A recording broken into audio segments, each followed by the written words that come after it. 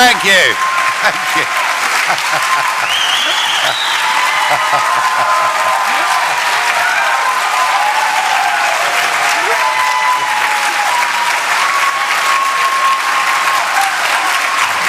Wow.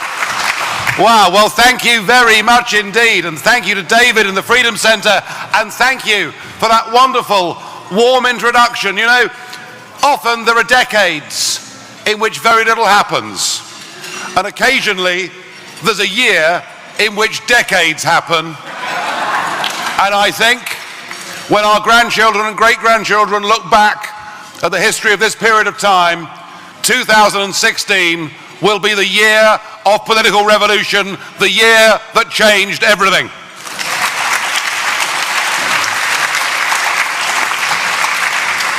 Now, I never had any doubt after Brexit that what we managed to achieve was possible here in the United States of America. And the parallels, the crossover between the debates and the arguments and the type of people that were motivated to vote for Brexit and vote for Trump are really very interesting. But what I'm really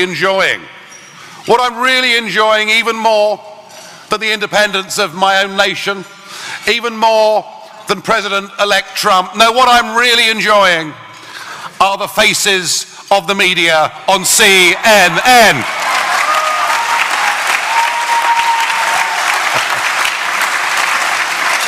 It is as if they're in mourning, isn't it? They simply can't face up to the idea that there are people out there that don't share their own very narrow metropolitan view. And I'm enjoying that enormously. And my goodness me, they're right to be worried, because this revolution that has taken place in Britain and now on a much bigger scale here in the United States of America is, I hope and believe, going to roll out over the course of the next couple of years across the entire Western world. We are going to get our democracy back.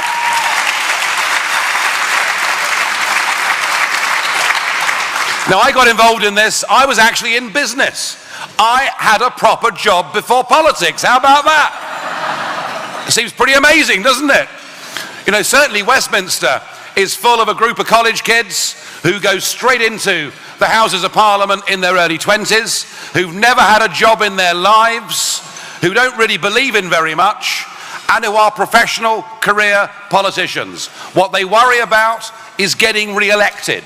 What they worry about is playing safe. And because of that, and because of the direction of the media, we have suffered now from decades of political correctness, where no one dares stand up and speak their mind. They're frightened of being criticized. Actually, when we use the term political correctness, we're not really being accurate. What it really represents is a crackdown on our democratic rights and liberties, a crackdown on freedom of speech. That is what has been going on. And I know exactly what Donald Trump has gone through over the last few months. In fact, I think that Trump and myself are the most reviled people by the media across the entire West. But you know what? I'm happy to be judged by my enemies. I have no problem with that. But my journey on this was as a businessman who had never been actively involved in politics, although I was a massive supporter of Thatcher and Reagan back in the 1980s, and I thought they gave hope and wealth to tens and tens of millions of people. But I got involved in politics because I simply could not believe that my country, my ancient country, who had done more than anyone to develop the concept of parliamentary democracy, had been happy for a career political class, hand in glove with big multinational businesses and banks, to progressively, piece by piece, give away our ability to make our own laws, to run our own country, and crucially, to control our own borders. And I thought, well, the hell with this, I'm going to stand and fight. And it was a very long fight. In fact, it took me nearly 25 years to win this battle. But for the last 10 or 15 of them, the reason that I suffered personally at the hands of these people is because I dared to touch on a subject that through political correctness, through the crackdown on freedom of speech, had effectively become banned in the United Kingdom. You were not allowed in British politics to even discuss immigration. It had been banned. And despite the fact that we signed up to complete open borders with nearly 500 million people within the European Union, despite the fact we've had a growth of international jihadi terrorism, no, we weren't allowed to even discuss the issue. So I did talk about immigration, and I did take the brickbats for years, and I'm pleased to say that actually the main reason we got Brexit is because ordinary people had simply had enough of open-door mass immigration, driving down their wages, stopping them getting access to public services, and seeing social change within their communities, the likes of which they'd never experienced before. You know, it's not just about controlling our borders and numbers and economics. There is an issue of culture here. There is a big issue of culture. You know, I come from a country that is a Christian country within its very constitution. And I believe that you can stand up and defend Christian values and Christian culture without giving offense to any other religious minority, but it's time we had leaders that recognize that.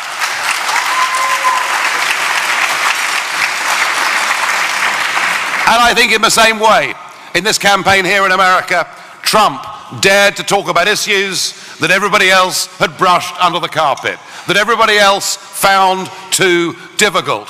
What kind of message does it send to people in this country if illegal immigrants that come into America from Mexico are given pardons after a few years? What message does that send to Mexicans who've actually gone through the process and done it legally and done it properly? And I have to say, I admire Trump. I admire him for having the courage to put immigration at the front and centre of this campaign. Well done him. But something even worse than that had happened to our political classes. It's what I call in Britain the victory of social democracy. It was parties that had been on the left and parties that had been on the right who decided to merge together in the middle, where frankly you couldn't put a cigarette paper between the manifestos of these parties at successive general elections. It was part of this process of professionalising politics. It was part of not wishing to cause offence. It was part of not wishing to take any risk. And certainly, as far as the British political system had become, we were run by a group of people who all went to the same handful of schools, who all went to the same university, who all studied the same degree, who all went straight into politics, and who all married each other's sisters. That is what had happened to British politics. And nobody was daring to say anything. But at the same time, and look, it happened here, didn't it? I mean, come on, look at the last presidential election. What were the big ideological fault lines that existed between Obama and Mitt Romney? I couldn't spot them. I genuinely couldn't spot them. It didn't actually make a fundamental difference whether you had Obama or Romney. Yeah, sure, there are issues of policy, but there weren't fundamental issues of principle. And all this was happening whilst our leaders in Britain, but yours too in America, were happy to give away increasingly your powers to make your own decisions. Whether it's signing up to Kyoto or the Paris deal, whether it's Hillary Clinton's vision, which I'm pleased we got from that secret Wall Street tape recording, where she saw the European Union as a prototype for a bigger form of world government, where you in America increasingly would have had your laws made somewhere else. This fight back matters, and I tell you, above all, what the history books will say is that 2016 was the year that nation-state democracy and people being proud of their own identity came back onto the agenda.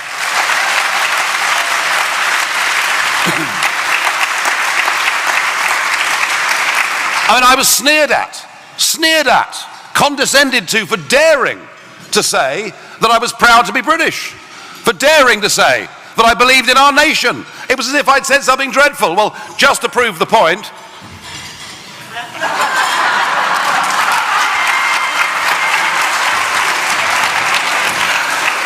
and again, Trump's big slogan, "Make America Great Again." You're in no doubt, are you, when that guy speaks, that he believes in this country, he believes in its people, and he believes in your ability to take things forward. So that's good.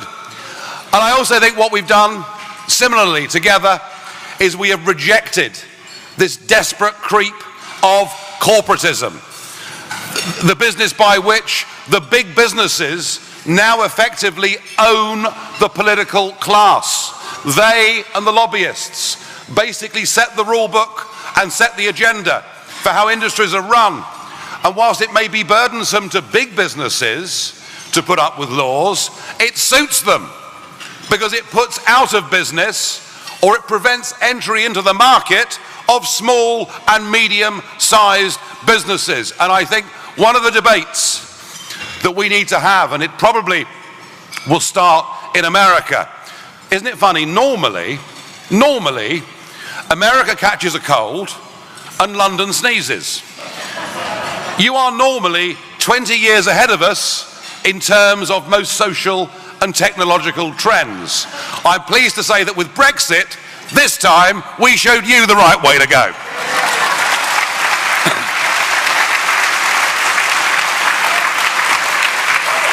But here is the debate that we need to have. We need to recognize, in my opinion, that we are no longer a free market capitalist society. That has gone. All those things that Reagan and Thatcher did so much to create, environments and societies and communities in which the individual, the small man or woman, could set up a business in whatever sector they chose, and if they did well, make money and succeed. Increasingly, that is not happening. And increasingly, the voters who voted Brexit and who voted for Trump are recognizing that this world of big global corporatism gives them no room. And I hope and I pray that Trump quickly puts into place the Reaganite bits of his agenda. When he talked about deregulating small businesses to give them an even break, please, President Trump, do that as quickly as you can. When he talked about tax cuts and giving people real incentives and giving a boost for spending within the economy, I totally agree and support that. And frankly, I think it is overdue but genius that somebody in this country recognizes that your rates of corporation tax are completely and totally absurd, and that if Trump cuts corporation tax, hundreds of billions of dollars will flow back into this country. So I wish him Godspeed with all of those things. Because it seems to me that for Trump to succeed with the rest of his agenda, he first has to get the economy heading in the right direction. And I think all the ingredients are there. It was funny, wasn't it? On that little video, you saw the IMF boss saying that if we voted for Brexit, there'd be some terrible economic decline. We also saw Obama coming to my country, looking down his nose at us, telling us we weren't good enough to run ourselves. Gosh, I'm pleased we're all seeing the back of him.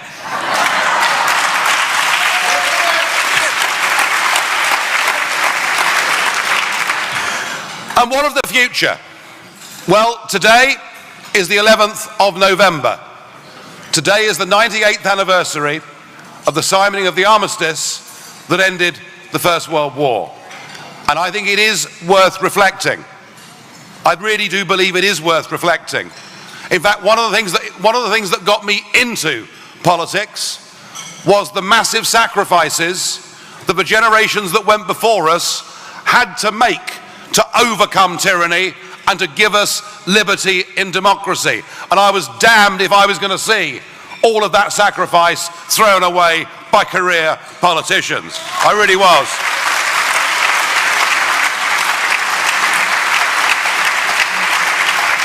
But it is worth reflecting on today of all days that our two countries between us, without us, there would have been no victory over Nazi Germany. It simply couldn't have happened. We held the fort, just about. Just about. We were lucky, but we got there. And by the way, we also were led by a man called Winston Churchill, and I want to see his bust back in the Oval Office.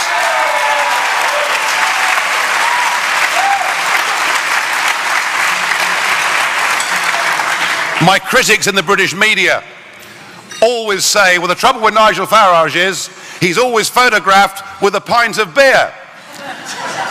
And does he drink too much to be in politics?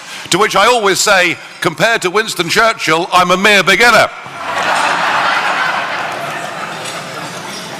We have done, between us, some fantastic things for the free world. We've done it at great cost to ourselves. You guys, even more than us. We were directly in the line of fire. Yes, you had Pearl Harbor, but you came and helped us. You came and assisted us. And I now believe that a United Kingdom that has voted for Brexit and a United Kingdom that will get Brexit. Yes, of course, there'll be attempts through the Houses of Parliament and through the courts. There'll be attempts to slow us down. There'll be attempts to delay us. But believe me, it isn't going to work. If we get betrayed,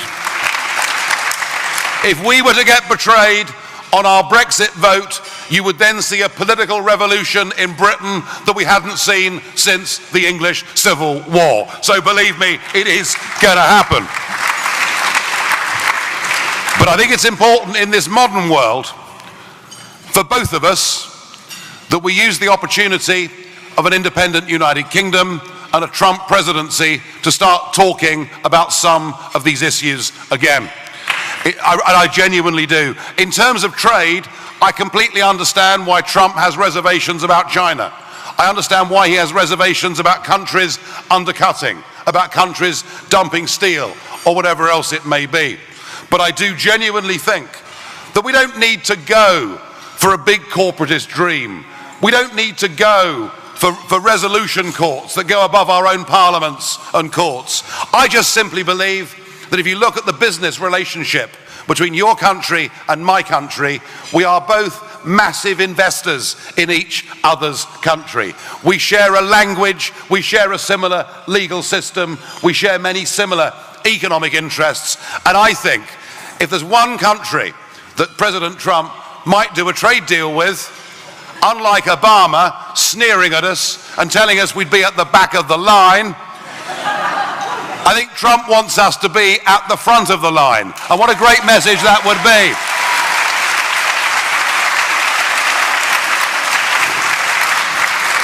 But I also believe we need to think very seriously about security. Now, one of the reasons I think that in the end, although Trump was the anti-establishment candidate, he began to get the support of a big chunk of the establishment. And by that I mean the military and the police, and who knows, maybe some even in the FBI. Some. But one of the reasons is that Hillary could not even bring herself to say the words Islamic terrorism.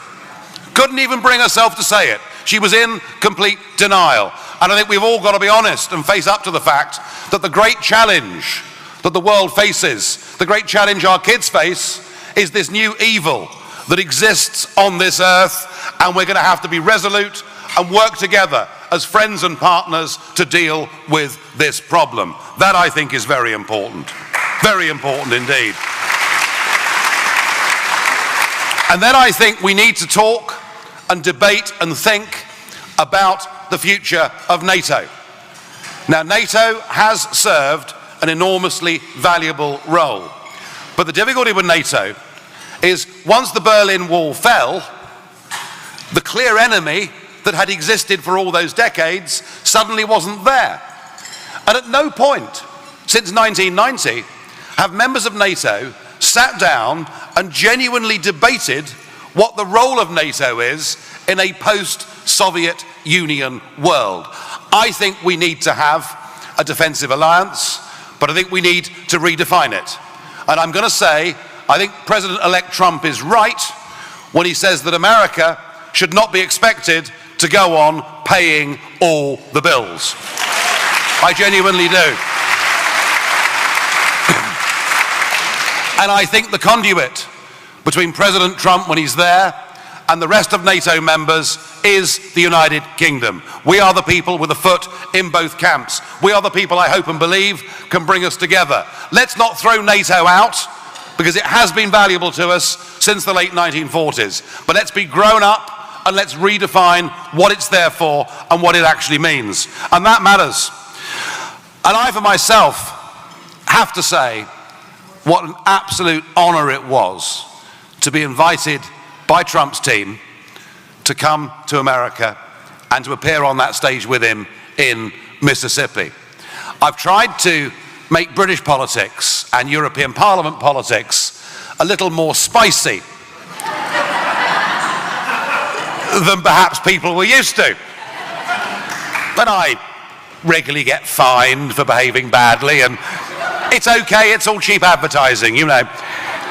But I have to say, coming to a Trump rally was quite unlike anything I'd ever attended in my life. It was amazing. It was amazing, and it's perhaps worth reflecting that I'm the only elected politician in the entire United Kingdom who had a single good word to say about Trump during that whole campaign. Once again, I was taking abuse from everybody, but I'm used to it. It's okay. It's not a problem. No, I was pleased to do that, and I was pleased to come back and to attend all of the debates and to act as a commentator from overseas on the relative merits of Trump versus Clinton. I just struggled to find the merits of Clinton. It wasn't very easy to balance that. But no, I'm thrilled to have played a part in this, and I'm thrilled that Brexit has provided an inspiration, I think, for many, many campaigners out there. You know, we showed you that the little guys can beat the big guys. We showed you that a free people, provided their spirit is undiminished, can overcome bad, can beat evil. And you've now done it on an even bigger and better scale. And I'm now going to be going and doing a bit of a tour of Europe. I spoke in Barcelona on Wednesday of this week. I spoke in Stockholm on Friday of last week. And I'm now traveling around the rest of the European Union, and my message to them is this: I am not, as they term me, anti-European. Of course I'm not. I'm married to a woman who was born in Germany. I mean, no one needs to tell me about the dangers of living in a German-dominated household. I get it.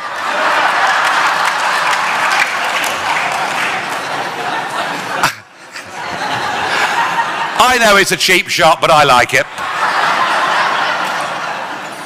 The point is this: Europe is very different to the United States of America. These are ancient countries that have no desire to merge together. They are different.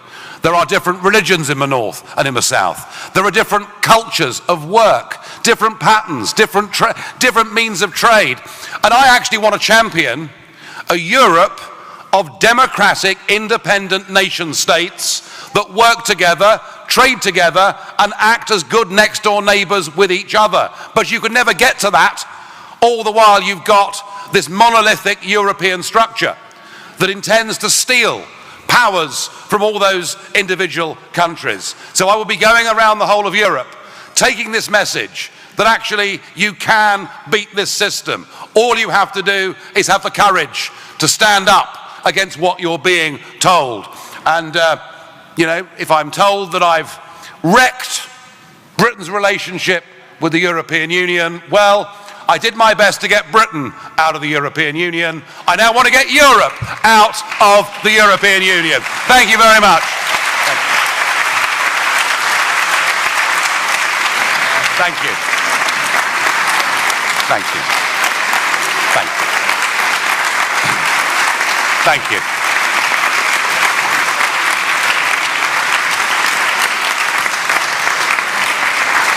Right, now I noticed last night when I was bumping into you that lots of you, apart from those who wanted selfies, lots of you wanted to ask questions, and it's been the same this morning. So what I've done is I've left lots of time for questions. So please put your hands up, and we've got some roving microphones that are going to go around, and I will do my very best to answer as many of them as I can. Thank you, Nigel. It's okay, I'm American now. Thank you for your bravery.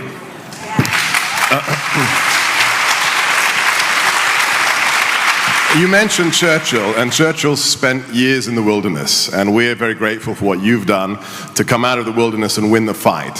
What we'd like to hear from you now is some reassuring words about how the elite can't disrail the Brexit reality. Can you talk to us about your expectations for the next year or two? Yes, the elite, they call themselves the liberal elite, and I can't fathom this, because actually, in an historical sense, they're the most illiberal people the world's ever seen. You know, Gladstonian liberalism was about individual liberty and choice and helping the poor and the weak. This lot want to ban everything. This lot want to control everything. This lot have set the agendas of speech through political correctness. And this lot don't accept referendum results or election results that they don't like. Look at those people rioting on the streets of New York and out in LA. You're seeing a taste of it here in America, aren't you? You're seeing people who simply can't live up to it. Now, the European Union, when the Danes voted no to Maastricht, back in the 1990s, they were forced to vote again until they got the right result. Twice the Irish have rejected European constitutions and been forced to vote again in completely rigged, loaded referendums where one side outspent the other side by a factor of 100 to 1. We've seen the French referendum on the European Constitution, the Dutch referendum on that and the Ukraine deal, and we've seen them simply be ignored. So there is a tradition here of them ignoring it. I remember being in the European Parliament after the Irish had said no to the Lisbon Treaty, and it was an amazing day. The Irish Taoiseach, the Irish Prime Minister, I'd actually used a huge lump of the European Parliament's money. It's called their information budget. It's supposed to be used to promote European Union values to member states. Well, my lawyer said there was nothing to say, you couldn't spend it, saying that it was a bad idea. So I'd sent a booklet, an 8-page booklet, to every house in Ireland, telling them why the Lisbon Treaty was a bad idea. And the Irish Prime Minister the next day said Nigel Farage almost single-handedly has derailed the democratic process in Ireland. And I thought, yes, please. But the point is, the victory was very short-lived. I remember that next day, Jose Manuel Barroso, who was the European Commission President at the time, a former Maoist, so he was quite well suited for that job, wasn't he, really? And I remember him saying, oh no, the people didn't really vote no. And I said, what part of the word no don't you understand? You know, look, they're trying. They're trying to redefine the referendum result. They're trying to say it wasn't about the single market. There are lots of attempts being made, and one of the ways that we do need help is we need help from America. Because if President Trump makes it clear that actually the United Kingdom is a priority in terms of security, defense, and trade, that signal starts to put massive pressure on the naysayers in our country and indeed on the Brussels process. So actually, Trump saying positive things is going to make our life one whole lot easier. They will try and stop us, they will try and delay us, but they won't be able to. Because here's the difference. When the Dutch and the French and the Irish and the Danes were overruled, they shrugged their shoulders and said, oh, well, there we are. That ain't going to happen. You know, that isn't going to happen. And I promise you, if Brexit by 2019 has led into a betrayal, there will then be an earthquake in British politics, and the existing parties will be swept off the table. And because of that, they'll whinge, they'll whine, they'll moan, they'll cry a bit on television, which I'll like. But in the end, believe me, Brexit Brexit will mean Brexit.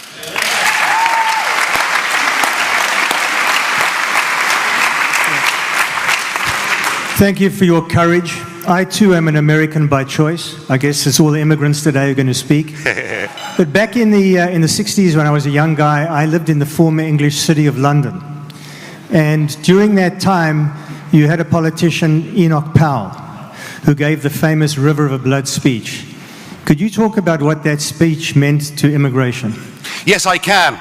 In fact, it was the 20th of April 1968 in Birmingham Town Hall, and I'm not very good at the accent, but he said, "Those whom the gods wish to destroy, first they make mad, and we must be mad to allow the unqualified flow of tens of thousands of migrants into Britain every single year." He said, and he went on to say, and in fact he'd predicted this at the start of the speech, because at the start of the speech he said, "Even now I can hear the howls of execration. How could I say such a horrible thing?" But he went on to say that if it continued like this, and he was a classical scholar. In fact, he was, just briefly, for those who haven't heard of Enoch Powell, this extraordinary fellow was the youngest professor in the British Empire. He was professor of Greek at Sydney University, aged 25.